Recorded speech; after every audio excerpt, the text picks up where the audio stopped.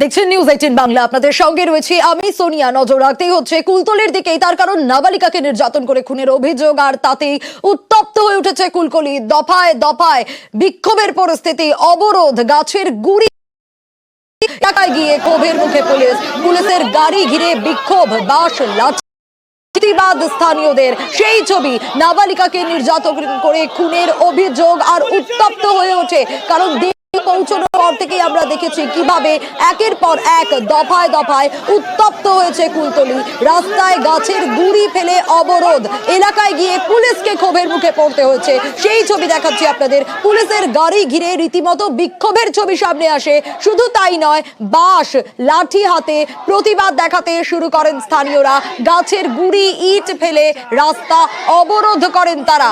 এলাকায় যখন পুলিশ পৌঁছয়, পুলিশকে ক্ষোভের মুখে পড়তে হয়। পুলিশের গাড়ি ঘিরে বিক্ষোভ শুরু হয়ে যায়।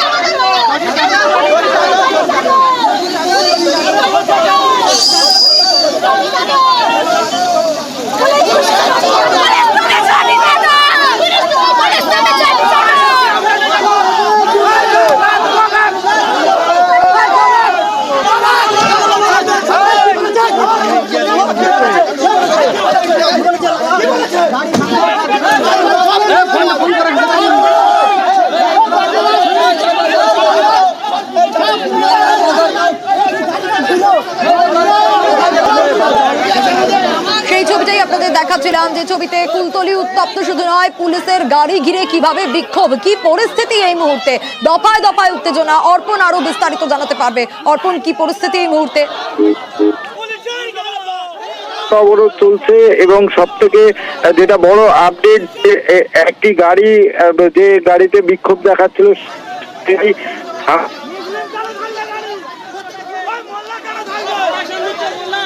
অর্পণ, একটু স্থান পরিবর্তন করে কথা বলা সম্ভব? তোমার আওয়াজ স্পষ্ট নয়। অর্পণের কাছে আসবো, তবে তার আগে একটু ছবিটা আরো একবার দেখাই। কুলতলির ছবি, যেখানে নাবালিকাকে যৌন নির্যাতন করে খুনের অভিযোগ, আর তাতেই দফায় দফায় উত্তপ্ত হয় পরিস্থিতি। প্রথম থেকে আমরা সেই ছবি আপনাদের দেখিয়ে এসেছি এবং গতকালের পরের ছবিটাও আপনাদের দেখিয়েছি, আজকে সকালের ছবিটাও দেখাচ্ছি। এখনো পর্যন্ত অবরোধ চলছে। আরো বিস্তারিত অর্পণ জানাতে পারবে। অর্পণ, কি অবস্থা? দেখো, অবস্থা ধীরে ধীরে আরো জটিল হচ্ছে। সকালবেলা আমরা যে ছবি দেখিয়েছিলাম, ধীরে ধীরে পরিস্থিতি স্বাভাবিক হয়েছিল। ছাত্রীর মৃতদেহ এলাকায় মিছিল করার পর, বিক্ষোভ প্রদর্শনের পর বাড়ির পাশেই তার ব্যবস্থা করা হয়েছে, সেখানে সমাবেশ চলছে। পাশাপাশি এই কানকাঠি মোড়ে সেখানে আবার নতুন করে গ্রামবাসীরা অবরোধ শুরু করেন। এক পুলিশ কর্মী আহত হওয়ায় তাকে নিয়ে হাসপাতালে যাওয়ার পথে সেই গাড়ি আটকায় বিক্ষোভকারীরা এবং গাড়িতে কে রয়েছে সেটা জানার জন্য লাঠি বাঁশ নিয়ে তেড়ে যান এবং সেখানে গাড়িতে ভাঙচুর চালান। এবং এই ঘটনার খবর পেয়ে ঘটনাস্থলে বারুইপুর এসডিপিও অতীশ বিশ্বাস ঘটনাস্থলে আসেন। তাকে দেখেও বিক্ষোভকারীরা ক্ষোভে ফেটে পড়েন এবং প্রথম থেকে যে অভিযোগ আসছিল যে পুলিশের গড়িমসি, সেই অভিযোগকে সামনে রেখেই পুলিশকে ঘিরে ব্যাপক বিক্ষোভ শুরু হয়। এই মুহূর্তে বলা চলে যে পুলিশ কিছুটা হলেও পিছু হটেছেন এবং যারা অবরোধকারী তারা এখনো পর্যন্ত রাস্তায় গাছের গুঁড়ি ফেলে সেখানে অবরোধ করে রেখেছেন এবং দফায় দফায় তারা বিক্ষোভ প্রদর্শন করছেন। সোনিয়া।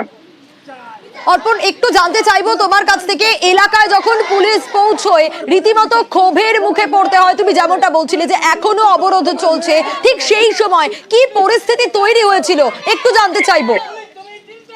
একদমই, দেখো, গতকাল টানা এখানে পুলিশের পিকেটিং চলছিল। সেই পিকেটিং চলার অবস্থায় যিনি ডিউটি করছিলেন এক পুলিশ কর্মী, তিনি অসুস্থ হয়ে পড়েন। সঙ্গে সঙ্গে তাকে একটি গাড়িতে করে হাসপাতালে পাঠানোর জন্য এই গলানকাঠির উপর দিয়ে গাড়ি যখনই যায় সেখানে অবরোধ চলছিল। সেই অবরোধকারীরা সেখানে আসেন এবং সেখানে এসে সেই গাড়িটাকে আটকে সেখানে বিক্ষোভ দেখাতে শুরু করেন। পুলিশ কর্মীরা তাদেরকে বোঝাতে গেলে তাদের সঙ্গে বাকবিতণ্ডায় জড়িয়ে পড়েন এবং বিক্ষোভকারী যারা ছিলেন তারা হাতে বাঁশ লাঠি নিয়ে গাড়ির ওপরে চড়াও হন। এই খবর পেয়ে ঘটনাস্থলে আসেন বারুইপুরের এসডিপিও অতীশ বিশ্বাস। তাকে ঘিরেও বিক্ষোভ শুরু হয় এবং সেখানে একটি গাড়িতে ভাঙচুর চালানো হয়, পুলিশের গাড়িতে ভাঙচুর চালান। এবং এই ঘটনার সূত্রপাত তোমাকে বলবো, শনিবার যখন থেকে এই ছাত্রী নিখোঁজ হয়েছিল তারপরেই পুলিশের বিরুদ্ধে তারা একটা নিষ্ক্রিয়তার অভিযোগ আনে। এই নিষ্ক্রিয়তার অভিযোগে দফায় দফায় বিক্ষোভ হয়, পুলিশকে তাড়া করা হয়, পুলিশকে মারধর করা হয়, পুলিশ বাড়ি জ্বালিয়ে দেওয়া হয়। এবং গতকাল যখন একটা বিষয় একটু জানতে চাইবো, এই যে দফায় দফায় উত্তপ্ত হচ্ছে কুলতলি, এই যে পুলিশের উপর বিক্ষোভ, রীতিমতো উত্তেজিত জনতা, পুলিশ কিভাবে ব্যবস্থা নিচ্ছে পরিস্থিতিকে নিয়ন্ত্রণে আনার জন্য? কারণ অবরোধ তো এখনো ওঠানো যায়নি।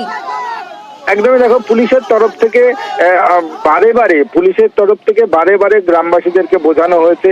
গতকাল থেকে দেখা গিয়েছে যে বিশাল সংখ্যক পুলিশ বাহিনী সেখানে মোতায়েন করা রয়েছে এবং সকাল থেকে যখন এই মৃতদেহ নিয়ে যখন ধোসা বাজার সহ যে মহিষমারি হাট রয়েছে সেখানে যখন আনা হয়, সেখানেও পুলিশ কর্ডন করে সেটা মৃতদেহ নিয়ে আসে এবং সেখান থেকে ফিরে যান। এরপরেই দেখা গিয়েছে যে নতুন করে রাস্তা অবরোধ করেন গ্রামবাসীরা, সেখানে রাস্তা অবরোধ করে তারা বিক্ষোভ প্রদর্শন করতে থাকেন।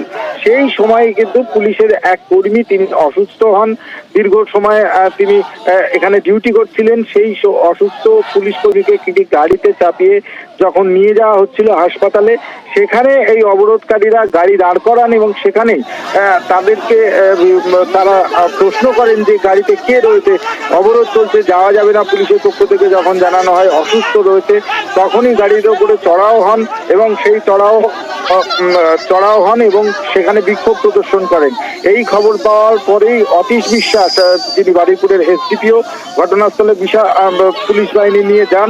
তার সঙ্গেও রীতিমতো তাকে দেখেও বিক্ষোভ প্রদর্শন করেন।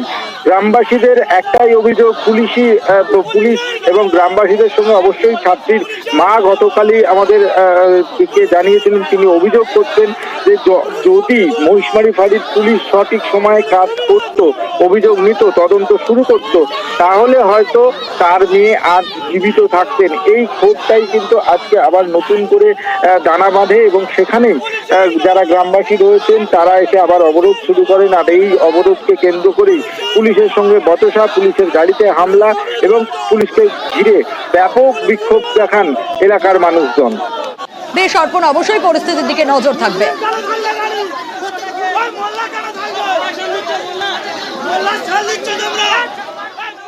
খবর এই মুহূর্তে।